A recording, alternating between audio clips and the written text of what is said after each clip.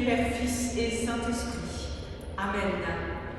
À chacune et chacun de nous, venez ici pour retrouver Dieu, pour être en sa présence. Je sais bien que nous tous ici portons des attentes, avec nous aussi les attentes du monde autour de nous. Nous venons vers Dieu comme lui vient à nous en Jésus-Christ. Le Seigneur sait à quoi ressemblent nos vies. Nous venons avec nos espoirs, avec nos peurs, avec nos doutes, mais aussi avec tout ce qui fait de nous des êtres merveilleux aux yeux de Dieu. Tels que nous sommes invités à rejoindre le Seigneur, car il a promis de ne jamais se détourner de nous. Et voici la parole qu'il nous offre pour toute cette semaine, au psaume 66. Venez voir les œuvres de Dieu. Ses exploits sont redoutables pour les humains. Plus que la voix des eaux profondes et des vagues superbes de la mer, superbe est le Seigneur dans les hauteurs, nous dit le psalmiste. Alors, Alléluia. Je vous invite avec moi à prier sur votre feuille, justement, ce psaume 107. Et je vous invite à antiphonner en prenant les paroles en gras, et je prendrai ce qui est en caractères normaux. Rendez grâce au Seigneur car il est bon. Ceux que le Seigneur a défendus en témoignent. Certains ont vu les œuvres du Seigneur. Il parle et provoque la tempête. Porté jusqu'au ciel, il retombe aux abîmes. Dans leur angoisse, ils ont crié vers le Seigneur. Qu'il en soit ainsi. Alors chantons vers notre Dieu, notre Père, et demandons-lui, comme c'est ce chant qui est une prière, notre prière s'élève à lui, numéro 405 dans l'arc-en-ciel, il y a 3 strophes. Si vous le pouvez, je vous invite à vous lever comme d'habitude.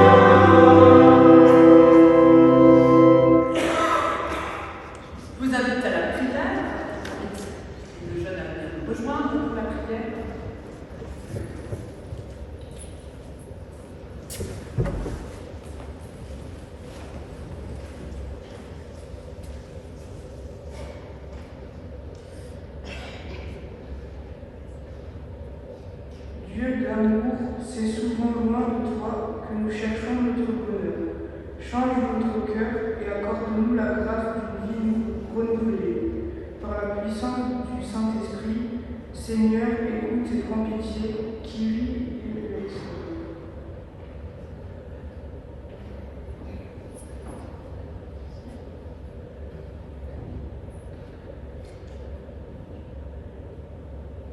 Dieu, notre Père, nous a fait miséricorde.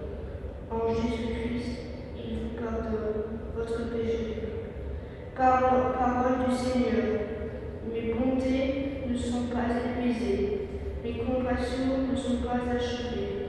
Elles se renouvellent chaque matin, car inlassable est ma fidélité. Grâce et paix dans votre cœur. Amen. Amen. Chantons ensemble. Now that Jacob has benefits deux fois.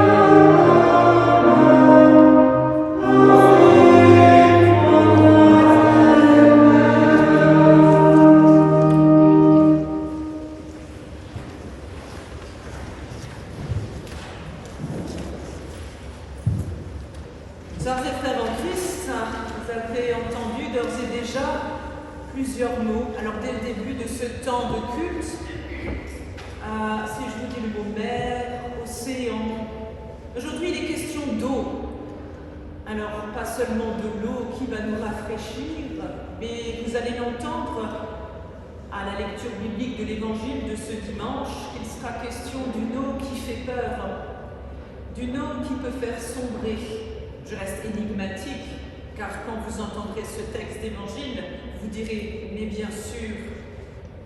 Mais pour comprendre et saisir tout cela, et surtout ce que le Seigneur a envie de nous enseigner, prions ensemble de tout notre cœur et de notre âme.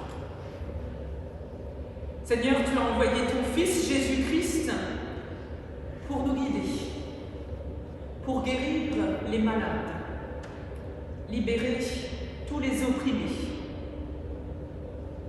Nous te prions, Seigneur, de tout notre cœur, en ce jour, fais-nous ressentir pleinement sa présence, une présence qui agit à nos côtés, dans nos vies, dans notre travail, dans nos décisions, dans nos familles, dans notre vie et dans notre réflexion personnelle. Et tout particulièrement au jour de désarroi ou de détresse. Seigneur, nous te prions, toi Dieu de vie et de toute miséricorde. Seigneur, nous te prions par ton Fils, Sauveur des hommes et lumière des nations. Nous te prions par ton Esprit, qui était là dès les origines et qui veut être encore avec nous, tel un Esprit Saint. Un seul Dieu pour les siècles des siècles. Amen. Chantons ensemble en restant assis. Chante Alléluia au Seigneur.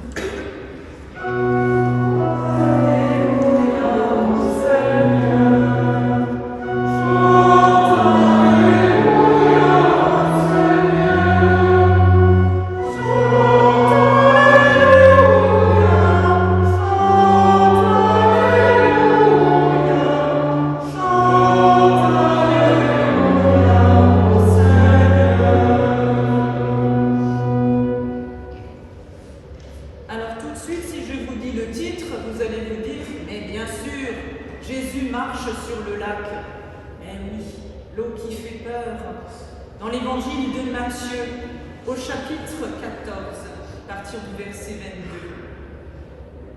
22. Aussitôt après, Jésus fit monter les disciples dans la barque pour qu'il passe avant lui de l'autre côté du lac, pendant que lui-même renverrait la foule. Après l'avoir renvoyé, il monta sur une colline pour prier. Quand le soir fut venu, il se tenait là, seul. La barque était déjà à une bonne distance de la terre.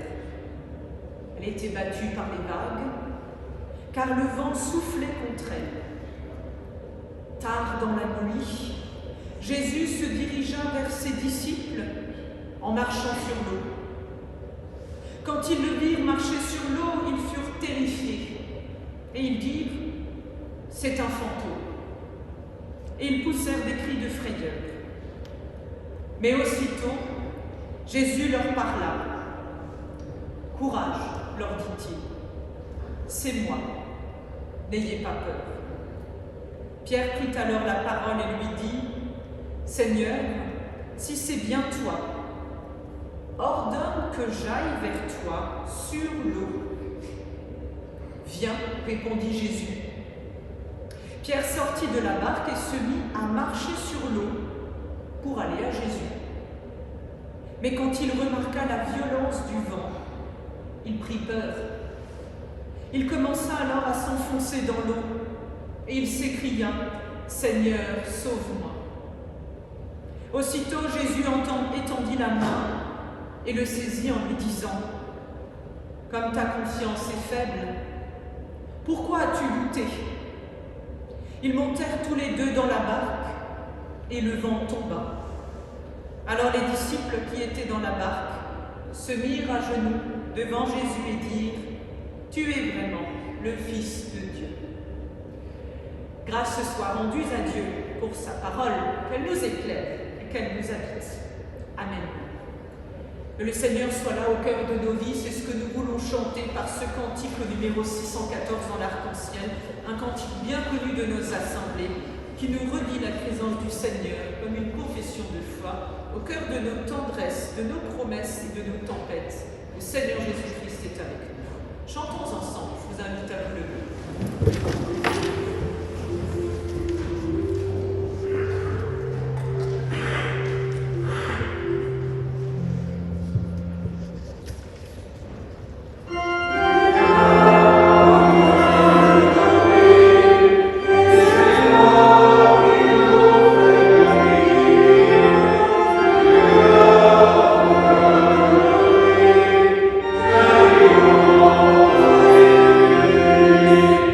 Oh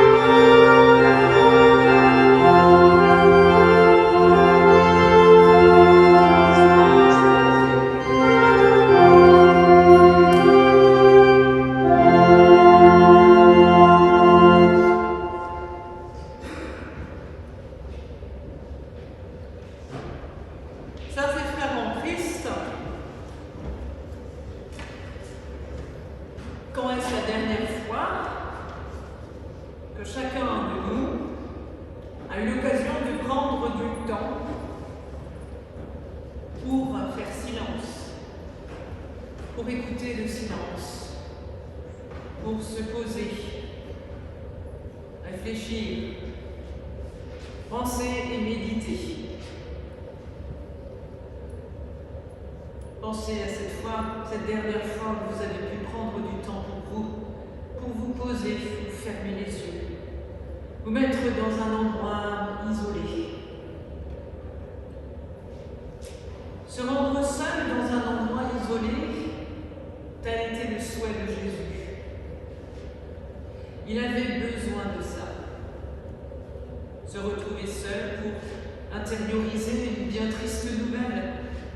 Car juste avant le passage que je vous ai lu, il venait de l'apprendre. Quelques instants plus tôt, une foule de gens s'était rassemblée autour de lui. Il venait d'apprendre la terrible nouvelle de la mort de Jean-Baptiste. Alors vous imaginez, dans ces moments-là, on n'a pas envie de parler. Alors il décide de monter dans une barque pour s'éloigner. Mais les gens le suivent, en longeant la côte. Jamais seul, jamais tranquille donc. Mais Jésus s'éloigne de leur attente obstinée. Alors il revient sur ses pas car il les aime tous. Il en guérit quelques-uns parmi eux qui étaient malades. Et puis ils mangent ensemble 5 pains et 2 poissons. Vous connaissez l'histoire, voilà tous les épisodes qui précèdent ce moment où Jésus va marcher sur l'eau. Il nourrit 5000 hommes avant de les renvoyer chez eux. Et maintenant, au moment où il est là, où il voudrait être un peu tranquille, il n'y a que quelques retardataires qui sont encore là autour de lui, qui traînent au bord de l'eau, encore, toujours de l'eau, elle est toujours là. Et à ses disciples qui l'accompagnaient, il a aussi, même à eux, donné l'ordre de partir.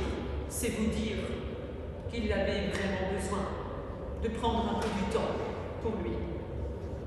Il devait reprendre donc cette fameuse barque pour aller de l'autre côté de la rive du lac. Là-bas, il le rejoindrait, Jésus. Mais plus tard. Maintenant, il se retrouve seul. Dans le silence de cette montagne, il prie, il prend du temps pour prier, jusqu'au soir. Et pour les disciples, à ce moment-là, le soir, atteindre l'autre rive devient difficile. Imaginez, vous n'avez pas le moteur. Il a fallu se laisser porter par le vent, ramer, bref. La nuit tombe. Les disciples ne sont qu'au milieu du lac. Mais un fort vent vient contrarier tous les projets initiaux. Ce vent se lève, un peu comme ce matin. Et puis il y a des vagues qui viennent s'abattre sur la coque de l'embarcation et qui viennent cogner durement. Je ne sais pas si vous avez le mal de mer. Ça vous arrive peut-être, le mal de mer en bateau. C'est pas bon. Pourtant, ce sont des hommes aguerris, mais là, c'est franchement difficile. Le bateau a de la peine à fendre l'eau. Il fait sombre, l'eau est presque noire. Toute la nuit, les disciples tentent de résister vaillamment. Ils doivent maintenir leur effort. Il faut arriver là où Jésus doit les rejoindre, là où il a dit qu'il serait. Et là, tard dans la nuit, alors qu'ils sont bloqués sur cette idée de rejoindre l'autre rive, coûte que coûte, alors qu'il y a ce vent, que tous les éléments se déchaînent, on va dire, contre eux, voilà que Jésus se dirige vers ses disciples en marchant sur l'eau. Les disciples ont du mal à voir qui c'est, imaginez, à identifier le personnage, et ils disent « c'est un fantôme ». Et petit à petit, l'inquiétude gagne l'ensemble des disciples, voyant cette ombre, cette forme, cet homme arriver. Ils ont peur, ils sont terrifiés. Et puis, l'individu s'approche d'eux, tellement proche, et il se pose cette question. Est-ce vraiment lui? Ils n'osent pas le reconnaître avec certitude. On dirait qu'un voile les empêche de reconnaître vraiment Jésus. Ils sont terrifiés, ils s'écrient « c'est un fantôme !» et Jésus doit les rassurer, même là, en leur disant « Courage, mais c'est moi, n'ayez donc pas peur ». À ces mots, les disciples se rassurent. Le calme revient peu à peu. Dans tous les esprits, la confiance renaît alors, enfin. Et puis, au milieu du groupe, là, il y a, vous savez, Pierre, Simon-Pierre, qui se montre. Il voudrait reconnaître son maître, Jésus, celui-là même qui va lui donner des ailes, à tel point qu'en voulant le suivre, en voulant faire comme lui, il demande à Jésus « Seigneur, puisque vraiment tu es notre maître, ordonne-moi de venir à ta rencontre. » Et Jésus lui dit juste « Viens ». Pierre, n'écoutant plus non pas son courage, mais l'ordre de Jésus uniquement, enjambe le bord de la barque et sans hésiter, il commence à marcher vers Jésus. Mais, forcément il y a un mais, alors qu'il enjambe la barque, le vent si fort et puissant revient à la charge. Et il continue de souffler et ne semble pas vouloir s'arrêter. Par contre, il semble pourtant vouloir empêcher Pierre de rejoindre Jésus. Et que va faire Pierre? Il va céder. Il va céder à sa peur et s'enfoncer dans l'eau directement. On peut s'imaginer dans sa tête les questions qui s'emballent. Qui du vent? Qui de Jésus aura raison de sa vie? Mais il le sait au fond de lui, Jésus est son Seigneur. Alors c'est pour ça qu'il crie alors qu'il est dans l'eau, « Seigneur, sauve-moi ». Et Jésus, là encore, va vers lui, il lui répond. Il lui tend la main. Mais pourquoi a-t-il douté, Simon-Pierre? Personne ne sait. Chacun peut se faire une réponse. Mais entre les deux hommes s'est jouée là une grande aventure. C'est Jésus qui a ramené Pierre à lui. Et ils remontent ensemble dans la barque. Le vent a disparu, à nouveau. Le vent a cessé de souffler complètement. Et les autres disciples étaient là, ils ont assisté à la scène. Ce qui est arrivé à Pierre peut tout aussi bien leur arriver. Ils ont vu ce que leur maître peut accomplir et aussi qui il est. Du coup, d'un seul homme, ils se mettent tous à genoux devant Jésus et proclament leur foi en lui disant « Tu es vraiment le Fils de Dieu ». À la fin, ce n'est plus un cri de peur, mais un cri de reconnaissance. Alors que Jésus s'est retiré dans le silence, dans la montagne au début, pour veiller et prier au calme, sans accroche, voilà donc qu'il s'approche de ses disciples en marchant sur l'eau. Voilà qu'il vient vers eux pour les rassurer et pour les apaiser. Des disciples craintifs, apeurés et terrifiés. À bien y regarder, nous ne savons pas vraiment ce qu'ils craignent le plus. La mer déchaînée, on pourrait imaginer ça. Le vent puissant qui bouscule la barque. Vous n'avez pas de gilet, hein? Ou alors Jésus qui marche sur les eaux dans leur direction.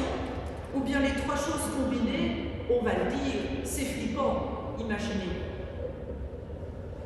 Toujours est-il que dans bien des cas, le Maître détient les paroles de vie.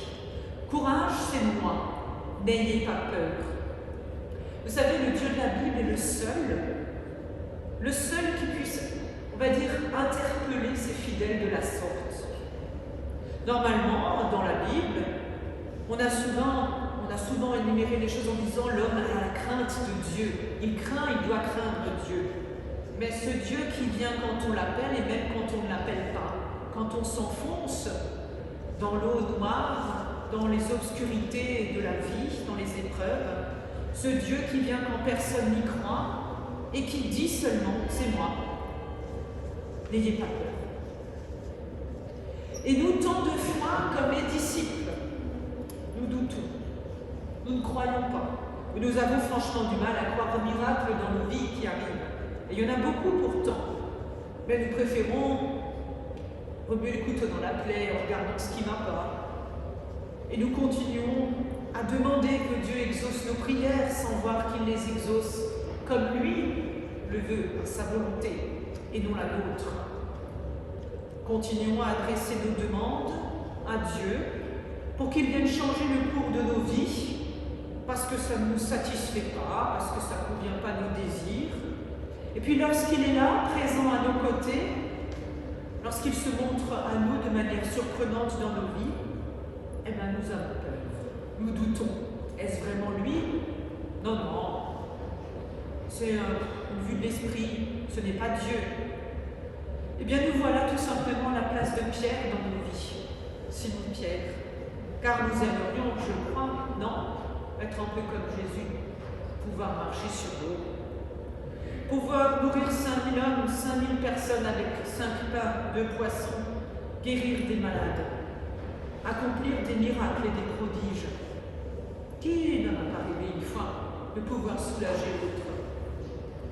Pourtant, la confiance de Pierre faillit. Il coule car au moment où il a le plus confiance en Dieu, enfin il est tout focus sur lui, complètement, son regard, son cœur, son âme est dirigé, pas seulement son intelligence sur lui, à ce moment-là, c'est un être humain en entier, eh bien il doute. Forcément, le doute fait partie de la foi. Alors il coule, parce que la peur l'emporte. La peur est toujours plus facile à nous faire changer dans nos vies.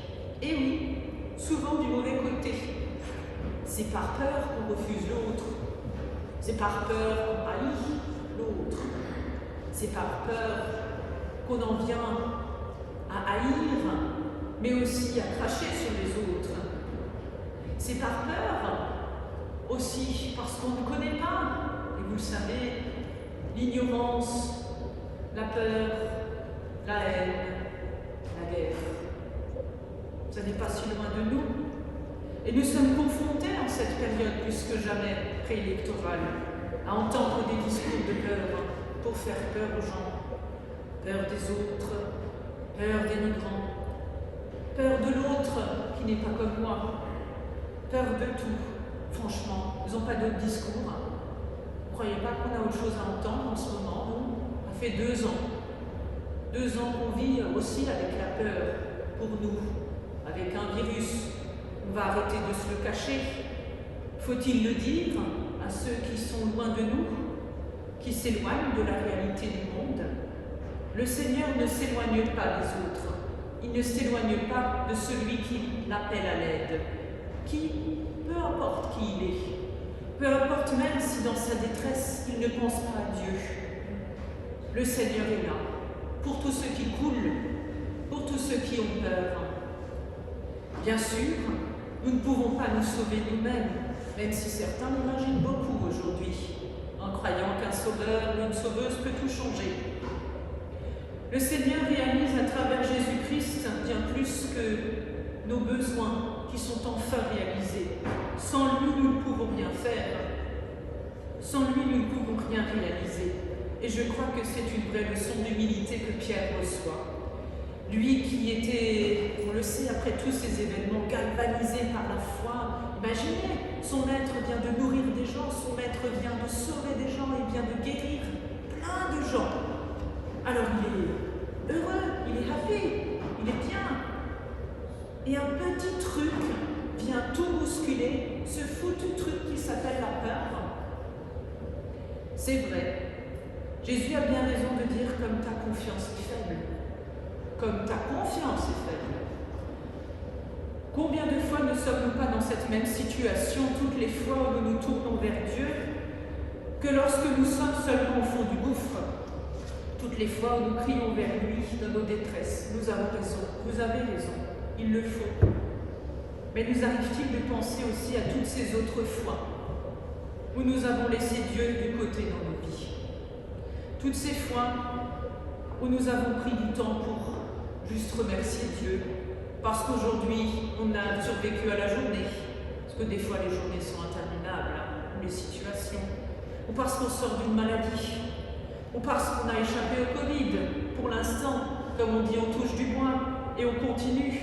Rendre grâce à Dieu, le remercier pour tout, pour la musique, pour pouvoir se rassembler simplement, pour pouvoir manger avec ceux qu'on aime, qu'ils soient toujours autour de nous. Des choses si simples, y pensons-nous encore? Et alors le miracle qui nous est donné de contempler dans cette histoire n'est plus celui de Jésus qui marche sur les eaux. Finalement, c'est pas ça le truc le plus important, mais le miracle que Jésus accomplit en se tournant vers Pierre, en le sauvant, en allant vers lui. Malgré la mer déchaînée, Jésus s'approche.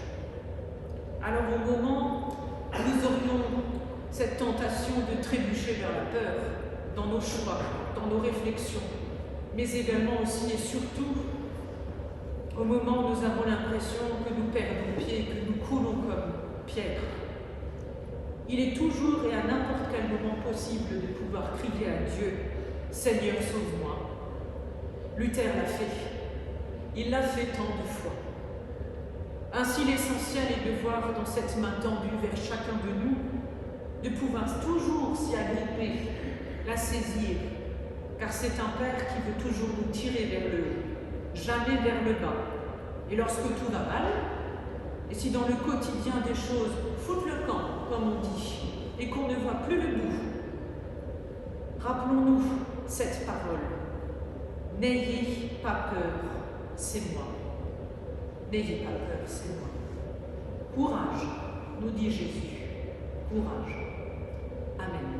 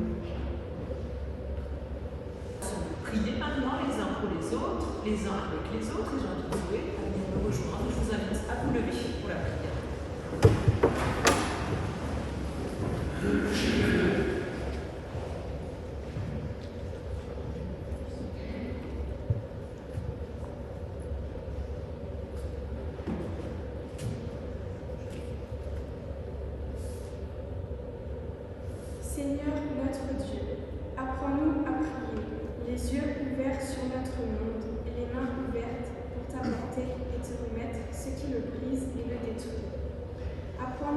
discerner le mal pour pouvoir lui résister de toutes nos forces. Apprends-nous à approcher et à accompagner celles et ceux qui, blessés par la vie, ont de la peine à avancer. Permets-nous d'être pour eux des hommes et des femmes de courage et d'initiative. Toi qui nous dis, demandez et vous recevrez, donne-nous d'être alertés et inventifs pour faire part dans les exaucements que nous te demandons. Toi qui nous as appris à dire, Notre Père, qui es aux cieux, que ton nom soit sanctifié, que ton règne vienne, que ta volonté soit faite sur la terre comme au ciel. Donne-nous aujourd'hui notre pain de ce jour. Pardonne-nous nos offenses, comme nous pardonnons aussi à ceux qui nous ont offensés. Et ne nous laisse pas entrer en tentation, mais délivre-nous du mal. Car c'est à toi qu'appartiennent le règne, la puissance et la gloire, pour les siècles des siècles. Amen. Et ensemble, je vous invite à chanter le cantique de grâce. Demeure par ta grâce avec nous, Dieu Sauveur, numéro 889, dans la française.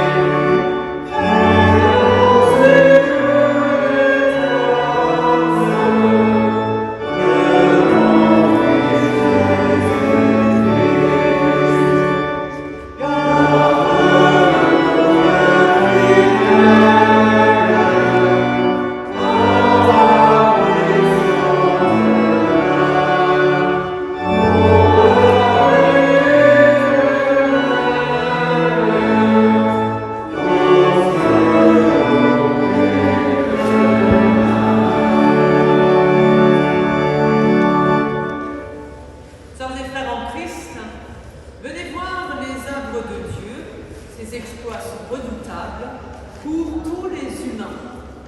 Cette parole nous habite toutes et tous, qu'elle nous éclaire et qu'elle nous guide durant toute cette semaine qui s'offre à nous, qui nous est donnée de vivre pleinement, avec l'amour, la paix et la bénédiction de notre Seigneur. Soyez gardés et soyez en joie. Le Seigneur est avec vous. Amen. Restons assis quelques instants pour partager le postlume.